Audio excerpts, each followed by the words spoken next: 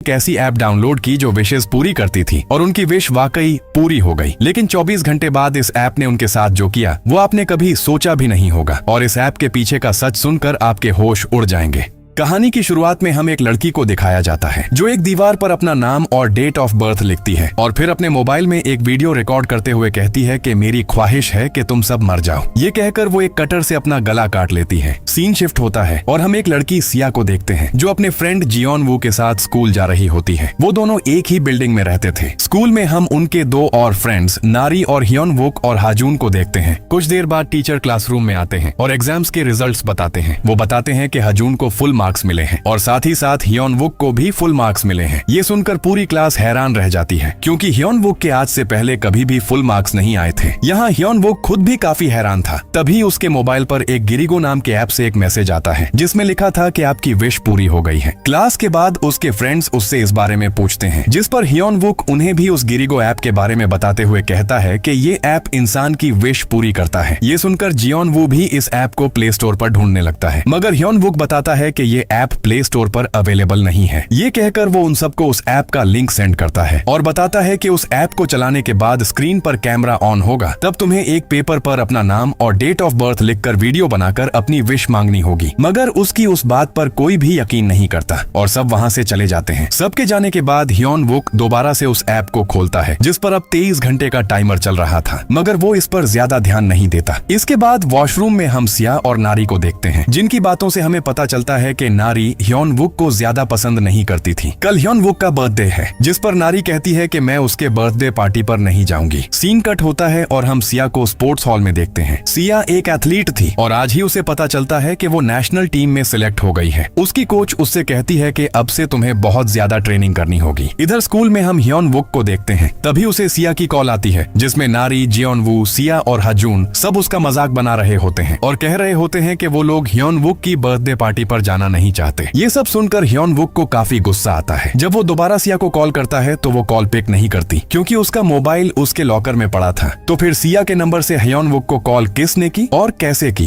खैर इसके बाद सिया घर आ जाती है जहाँ जियोन वू उसके घर आता है। सिया उसे बताती है कि मुझे नेशनल टीम में सिलेक्ट कर लिया गया है। ये सुनकर जियोन वू काफी खुश होता है। इसी दौरान सिया अपने मोबाइल में देखती है जहाँ उसे ह्योन वुक की काफी सारी मिस्ड कॉल्स आई हुई थी, इसलिए सिया उसे कॉल करती है। ह्योन वुक उससे पूछता है कि क्या तुम मेरी बर्थडे पार्टी पर नहीं आने वाली, जिस पर सिया उससे माफी मांगते हुए कहती है कि मेरी ट्रेनिंग शुरू हो रही है इसलिए मैं नहीं आ सकती, जिस पर ह्योन वुक नाराज होकर कॉल कट कर देता है। सिया को काफी बुरा लगता है और वो जियोन वू से कहती है कि काश मेरी ट्रेनिंग एक हफ्ता आगे हो जाती। तब जियोन वू एक पेपर पर अपना नाम और डेट ऑफ बर्थ लिखकर गिरिगो ऐप पर विश मांगता है कि सिया की ट्रेनिंग इस हफ्ते कैंसिल हो जाए, लेकिन उन्हें पता था कि ये तो एक मजाक है। खैर अगले दिन जब वो सब स्कूल जाते हैं तब सिया देखती है कि ह्योन वुक उसे काफी अजीब तरह से घूर रहा था। तभी अचानक ह्योन वुक के मोबाइल में टाइमर चलने लगता है जिस पर 2 मिनट का टाइम बाकी रह गया था। अचानक ह्योन वुक को कुछ होने लगता है, उसका जिस्म अकड़ने लगता है जिसके बाद वो उठकर एक कटर पकड़ लेता है। जियोन वू उसे वो कटर नीचे रखने का कहता है मगर ह्योन वुक उसे जोर से धक्का देता है। तभी अचानक वो ऐसे बिहेव करने लगता है जैसे किसी ने उसे पोजेस कर लिया हो। वो सिया की तरफ कटर करके उसे कहता है कि चली जाओ यहाँ से। ये कहते हुए वो उस पर अटैक कर देता है जिससे वो दोनों क्लास से बाहर जाकर गिरते हैं। तब ह्योन वुक मोबाइल में देखता है जहाँ सिर्फ 20 सेकंड रह गए थे। अचानक वो उठ खड़ा होता है और कटर से अपना गला काट देता है। उसके मरते साथ ही ऐप का टाइमर एंड हो जाता है। अपने दोस्त को मरता देखकर सिया बहुत ज्यादा रोने लगती है। उसे काफी बड़ा सदमा लगता है। इधर सिया को कल रात का एक फ्लैशबैक आता है जब सिया ने ह्योन वुक से कॉल पर बात की थी। उसके बाद सिया उससे मिलने गई थी जहां वो ह्योन वुक से उसकी बर्थडे पार्टी न आने के लिए माफी मांगती है और उसे गिफ्ट देती है, जिसके बाद सिया वहां से जाने लगती है। तब ह्योन वुक उसे बताता है कि मेरे साथ आज कुछ बहुत अजीब हुआ है। आज शाम मुझे तुम्हारी कॉल आई थी और मैंने तुम सबको बातें करते सुना था मगर मैं जानता हूँ कि वो तुम नहीं थी, वो बस मेरी गलतफहमी थी। सिया को कुछ समझ नहीं आता।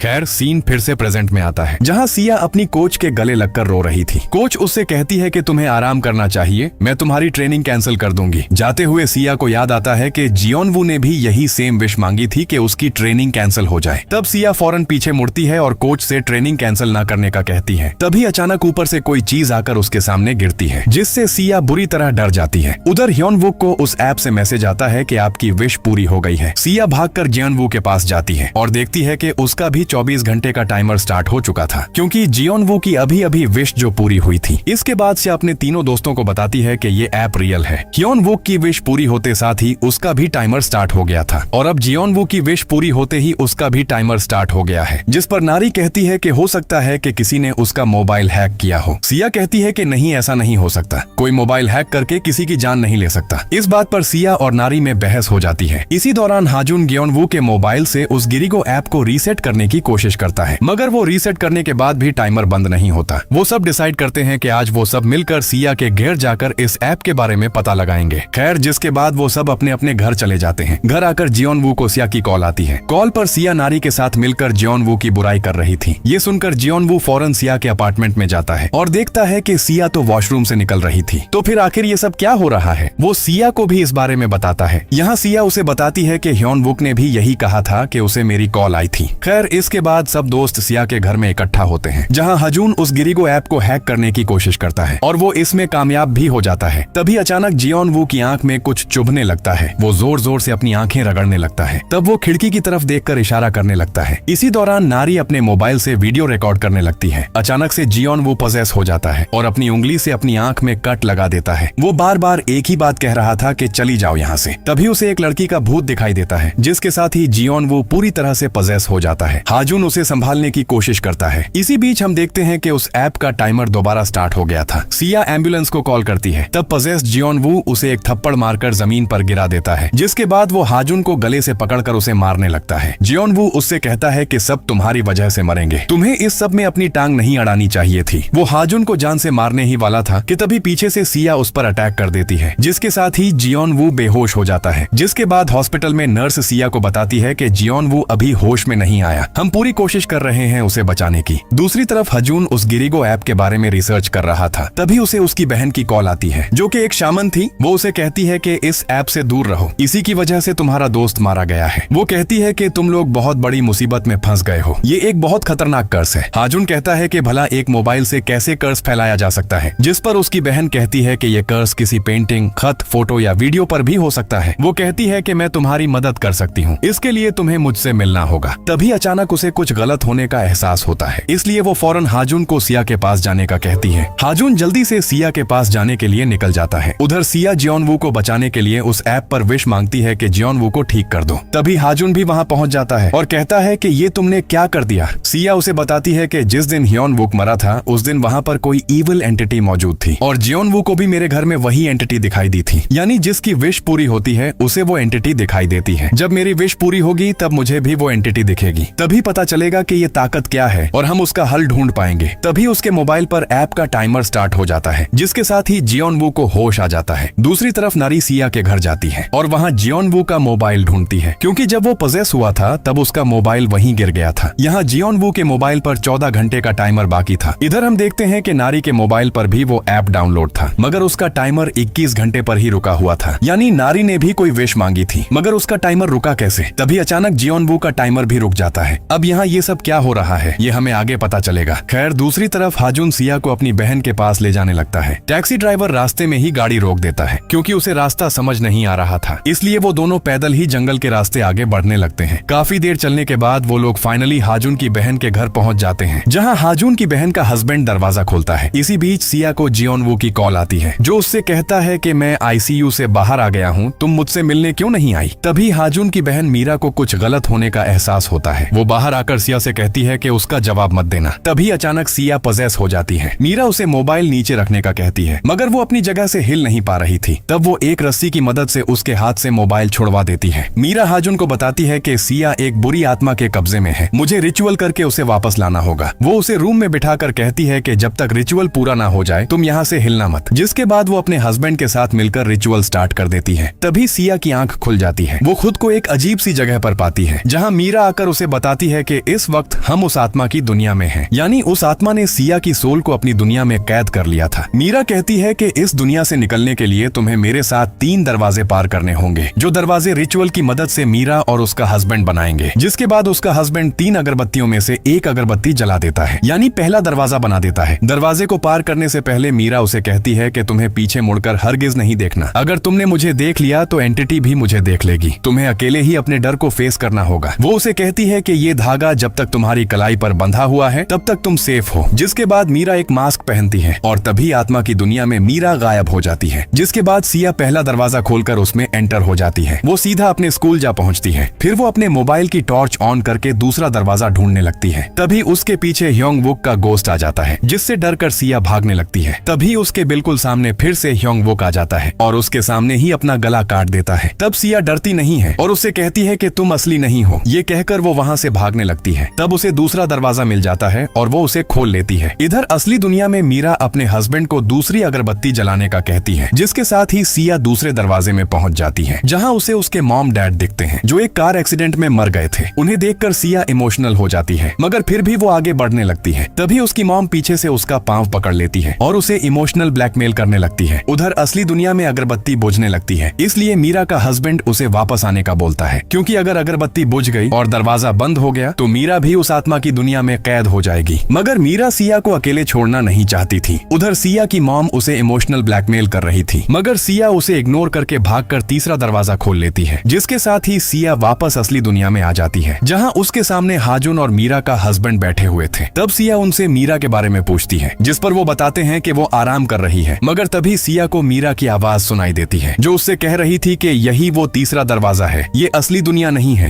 तभी मीरा का हस्बैंड उससे कहता है कि शायद तुम्हारे साथ कोई आत्मा इस दुनिया में आ गई है। वो कहता है कि मीरा ने कहा था कि पीछे मत देखना, मगर अब तुम्हें पीछे देखना होगा, तभी मैं कुछ कर पाऊंगा। मीरा उसे लगातार कह रही थी कि इनकी बातों में मत आना, दरवाजा ढूंढो और निकलो यहाँ से। तभी अचानक हाजुन को सिया के पीछे इविल एंटिटी दिखाई देने लगती है। वो सिया से कहता है कि मैंने तुम्हें बचाने के लिए उस ऐप पर विश मांगी थी। सिया को कुछ समझ नहीं आ रहा था और वो पीछे देख लेती है और वो एंटिटी मीरा को देख लेती है, यानी कि वो वाकई में तीसरा दरवाजा था। मीरा अपने हस्बैंड को बताती है कि उसने मुझे देख लिया है, यानी अब सिया के साथ साथ मीरा को भी वो तीसरा दरवाजा पार करके असली दुनिया में वापस आना होगा। इधर सिया अपने हाथ पर एक लाल धागा देखती है, जिसे वो फॉलो करने लगती है। तभी ढेर सारी लटकी हुई लाशें उसके सामने आ जाती हैं और सिया पजेस होने लगती है। तब उसे अपने सामने एक लड़की का गोश्त दिखाई देता है, जिसके सामने एक रेड कलर का मोबाइल पड़ा था, जो सिया के हाथ के साथ बंधे धागे से जुड़ा था। तभी पीछे से मीरा आकर सिया के हाथ पर लगे धागे को तोड़ देती है और सिया होश में आ जाती है। तब उन्हें अपने सामने दरवाजा दिख जाता है। वो दोनों भागकर उस दरवाजे के पास जाने लगती हैं। वो एंटिटी उन पर अटैक कर देती है, मगर मीरा किसी तरह सिया को लेकर उस दरवाजे को पार कर लेती है, जिसके साथ ही वो दोनों असली दुनिया में वापस आ जाती हैं और सिया के ऐप का टाइमर भी रुक जाता है। मीरा उन्हें बताती है कि अभी सब कुछ ठीक नहीं हुआ, अभी बस वो धागा टूटा है जो सिया को उस दुनिया से जोड़ता है। वो बताती है कि हमें इसे पूरी तरह से खत्म करने के लिए उस चीज को ढूंढकर खत्म करना होगा जिसने उस आत्मा की दुनिया को हमारी दुनिया से जोड़ा है। यहाँ वो बताती है कि आखिरी दरवाजे पर जिस लाल मोबाइल के साथ तुम्हारा धागा बंधा हुआ था, तुम्हें उसे ही ढूंढकर यहाँ लाना होगा। हाजुन पूछता है कि क्या ये काम कोई और नहीं कर सकता। मीरा बताती है कि सिर्फ सिया ही उस मोबाइल को हाथ से छू सकती है, क्योंकि सिर्फ सिया ही उस आत्मा की दुनिया से जुड़ी हुई है। दूसरी तरफ नारी हॉस्पिटल में जियोन वू से मिलती है और उसे अपनी रिकॉर्ड की गई वीडियो दिखाती है, जिसमें जियोन वू पजेस था। उधर रात में अचानक सिया के ऊपर ब्लड गिरने लगता है, जिससे सिया की आंख खुल जाती है। तब उसे अपने सामने एक लड़की का गोश्त दिखाई देता है, जिसकी गर्दन कटी हुई थी। वो गोश्त उसे इशारे से पीछे देखने का कहती है। सिया जैसे ही पीछे देखती है तो उसे पीछे एक और लड़की का गोश्त दिखाई देता है, जिसके साथ ही सिया की आंख खुल जाती है। सिया मीरा को भी इस ख्वाब के बारे में बताती है। वो बताती है कि मैंने एक नहीं बल्कि दो गोश्त देखे थे, एक मेरे आगे था और एक पीछे। मीरा समझ जाती है कि इस कर्स में सिर्फ एक नहीं बल्कि दो लोग शामिल हैं। इसके बाद सिया, हाजुन और मीरा का हस्बैंड तीनों मिलकर उस लाल मोबाइल को ढूंढने निकल जाते हैं और मीरा उनके लिए प्रे करने के लिए घर ही रुकती है। दूसरी तरफ जियोन वू सिया के घर जाता है, मगर वहाँ नारी को देखकर वो हैरान रह जाता है। नारी उसे बताती है कि मैं अपना स्कूल बैग यहीं भूल गई थी, इसीलिए मैं वो लेने आई हूँ। खैर जियोन वू यहाँ अपना मोबाइल ढूंढने आया था, मगर उसे अपना मोबाइल कहीं नहीं दिखता, इसलिए वो नारी से उसका मोबाइल लेकर उस दिन की वीडियो देखता है जब वो पजेस हुआ था,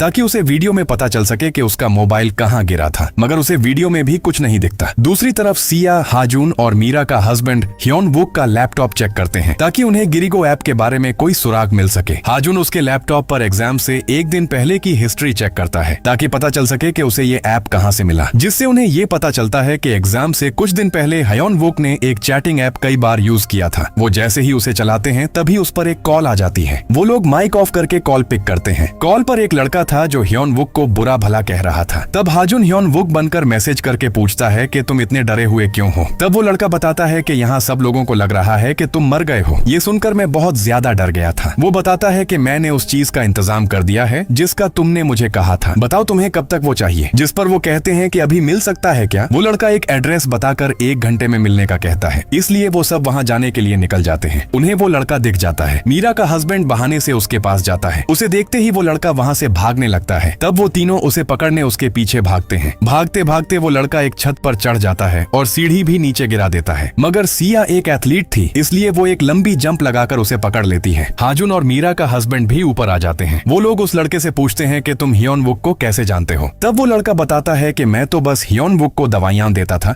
जिससे उसे पढ़ने में मदद मिलती थी। तब सिया उससे कहती है कि तुमने ही हयोन वुक को गिरिगो ऐप का लिंक सेंड किया था ना, तुम्हारी वजह से वो मर गया है। वो लड़का कहता है कि मैंने जिस पोस्ट में उस ऐप का लिंक सेंड किया था उस पर सब कुछ साफ साफ लिखा था। मेरी गलती नहीं है कि उसने पढ़ा नहीं। तब हाजुन उसका मोबाइल लेकर वो पोस्ट चेक करता है मगर वो पोस्ट डिलीट हो चुकी थी। वो लड़का बताता है कि उस पोस्ट पर 2 लड़कियों के नाम भी लिखे हुए थे, सिवोन और दोही। वो ये भी बताता है कि पूरी दुनिया जानती है कि ये दोनों लड़कियां हमारे स्कूल में पढ़ती थी। उनमें से दोही की माँ एक पागल शामन थी और उस पोस्ट में उन दोनों की फोटो भी थी। तब हाजुन को आइडिया आता है कि वो हयोन वुक के लैपटॉप में वो फोटो ढूंढ सकते हैं। उसे वो फोटो मिल जाती है। तब मीरा का हस्बैंड उस लड़के से दोही यानी शामन के घर का पता पूछता है, जिसके बाद वो उसे गाड़ी से उतारकर मीरा को कॉल करते हैं।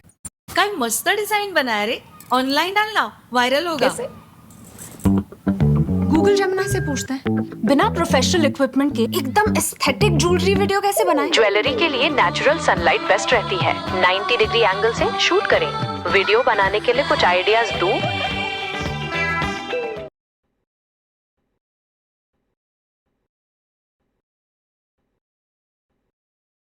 करते हैं। सिया बताती है कि मैंने ख्वाब में भी 2 लड़कियां देखी थी मगर मैं उनका चेहरा नहीं देख पाई थी। यानी फोटो वाली लड़कियों का इस कर्स से कोई लिंक जरूर है। खैर वो सब उस शामन के घर को ढूंढने लगते हैं। ढूंढते ढूंढते उन्हें रात हो जाती है और ऊपर से वो पूरा इलाका सुनसान था। तभी उन्हें एक घर में लाइट चलती हुई दिखती है। वो सब उस घर में जाते हैं जहाँ एक बूढ़ी औरत रहती थी। वो लोग उस औरत से उस शामन के बारे में पूछते हैं। वो औरत उन्हें उसके घर का एड्रेस बता देती है। साथ ही साथ वो ये भी बताती है कि वो शामन तो 3 साल पहले ही मर चुकी है। उसकी एक बेटी भी थी। तब हाजुन उसे वो फोटो दिखाकर पूछता है कि इनमें से कौन है शामान की बेटी। तब वो औरत दोही की तस्वीर पर हाथ रखने की बजाय साइवॉन की फोटो पर हाथ रखती है। यानी कि दोही नहीं बल्कि सिवोन उस शामन की बेटी थी। इसके बाद वो तीनों उस शामन के घर चले जाते हैं। अंदर जाकर मीरा का हस्बैंड सिया और हाजुन के गिर्द एक दायरा बना देता है और उन्हें इस दायरे से बाहर आने से मना करता है। फिर वो खुद अकेला ही उस घर में एंटर हो जाता है और घर की तलाशी लेने लगता है। उसे एक दीवार काफी अजीब लगती है। जब वो वहाँ से शीट हटाकर देखता है तो वहाँ पर एक सीक्रेट रूम था। अंदर जाने पर उसे पता चलता है कि ये एक रिचुअल करने वाला कमरा था जहां उसे एक स्कूल यूनिफॉर्म में एक लड़की के बाल दिखते हैं जिस पर